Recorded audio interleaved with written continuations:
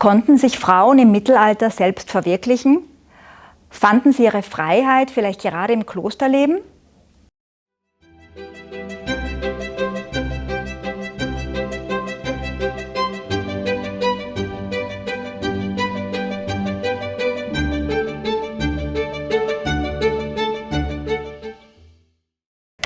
Ich möchte heute über zwei Frauen sprechen, die, wenn sie den vorgezeichneten Weg der Mutterschaft und Ehe gewählt hätten bzw. dabei geblieben wären, vielleicht heute niemand mehr kennen würde.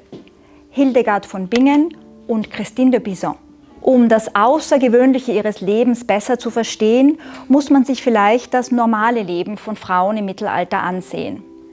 Frauen, vor allem jene aus den oberen Ständen, waren im Mittelalter keineswegs rechtlos. Aber sie standen doch ganz eindeutig hinter den Männern zurück.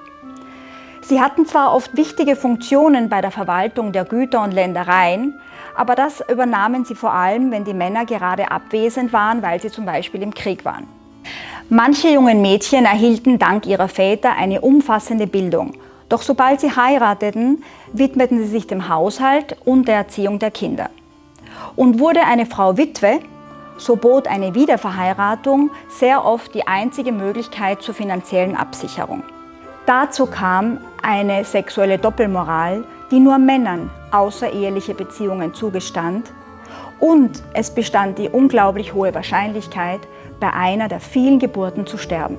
Ein Ausweg aus diesem vorgezeichneten Leben bestand für viele Mädchen und Frauen im Eintritt in ein Kloster.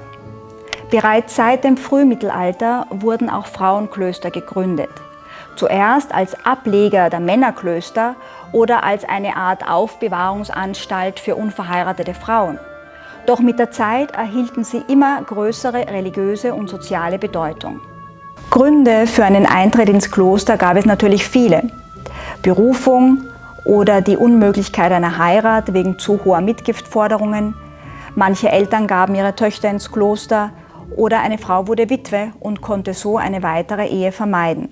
Im Kloster waren die jungen Mädchen und Frauen dann zwar strengen Regeln unterworfen, erhielten aber andererseits auch oft die Möglichkeit, sich organisatorisch oder intellektuell zu betätigen. Sie erhielten Zugang zu Bildung, waren finanziell abgesichert und es bestand zumindest die Hoffnung auf ein längeres Leben, weil das Risiko der Geburten wegfiel. Hier auf dieser Miniatur sehen wir zum Beispiel eine Nonne, wie sie in ein Buch schreibt. Frauenklöster konnten auch Orte der Macht sein. Sie erforderten die Verwaltung großer Ländereien. Äbtissinnen zum Beispiel empfingen Herrscher, ernannten Pfarrer oder gaben den Bau von Klöstern und Kirchen in Auftrag. Eine der wohl bekanntesten Äbtissinnen des Mittelalters ist Hildegard von Bingen. Sie wurde im Jahr 1089 im heutigen Rheinland-Pfalz geboren und als 10. Kind bereits mit 7 Jahren in eine religiöse Erziehung übergeben.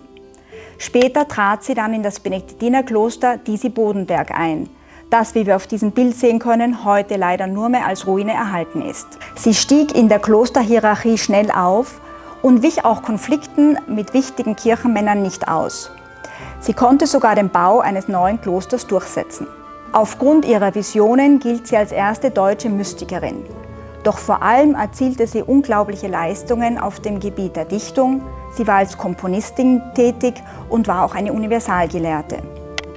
Auf der bereits zuvor gezeigten Miniatur sehen wir, wie der Maler sehr anschaulich macht, wie er sich die göttlichen Visionen vorstellt, die in Hildegard eindringen und die sie dann ihrem Sekretär diktiert. Sie forschte und schrieb auf dem Gebiet der Religion, Ethik, Medizin, Kosmologie und Musik.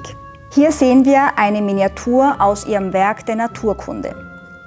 Sie unternahm auch ausgedehnte Predigtreisen, wobei das in der damaligen Zeit sehr ungewöhnlich war, dass eine Frau öffentlich vor Männern sprach. Erhalten ist auch ein umfangreicher Briefwechsel mit wichtigen Persönlichkeiten aus ihrer Zeit, darunter der Kaiser Friedrich Barbarossa.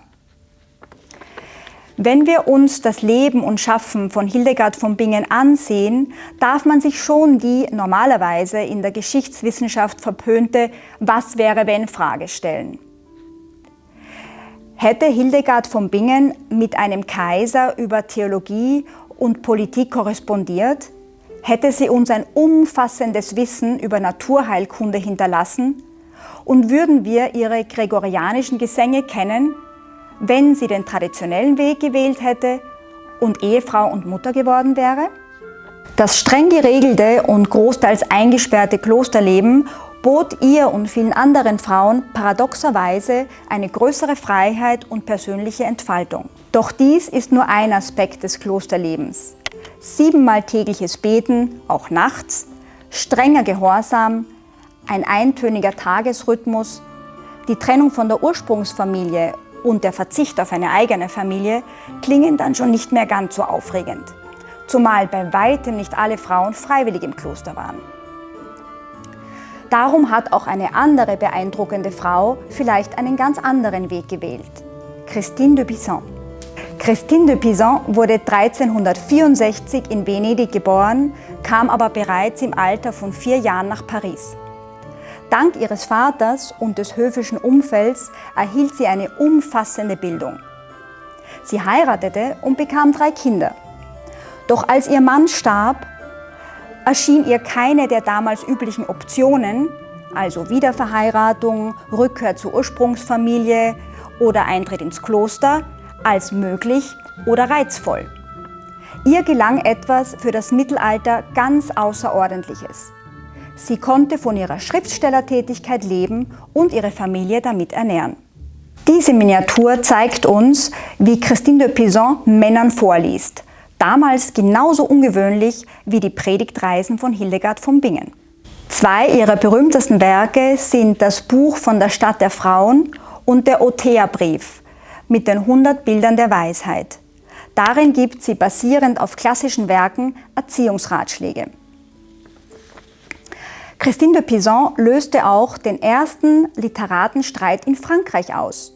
Sie prangerte die Misogynie im damals berühmten Roman de la Rose an. In ihren Werken vertritt sie die Gleichstellung der Frauen gegenüber den Männern und fordert deren Anrecht auf Bildung. Auf dieser Miniatur aus dem Buch von der Stadt der Frauen sehen wir, wie Frauen selbstständig sich ihre eigene Stadt errichten. Den Lebensweg und die beruflichen Entscheidungen von Christine de Pizan würden wir vielleicht auch heute noch mit dem Konzept von Freiheit und Selbstverwirklichung verbinden. Ein Klosterleben assoziieren wir eher weniger damit. Und doch zeigen beide Frauen, stellvertretend für viele andere, natürlich vor allem aus den oberen Schichten, was intelligente, zielstrebige und selbstbewusste Frauen auch bereits vor 1000 Jahren erreichen konnten. Über Kommentare oder Anregungen zu diesem kurzen Einblick würde ich mich sehr freuen. Und vielleicht haben Sie auch Lust bekommen, unseren Kanal zu abonnieren. Vielen Dank.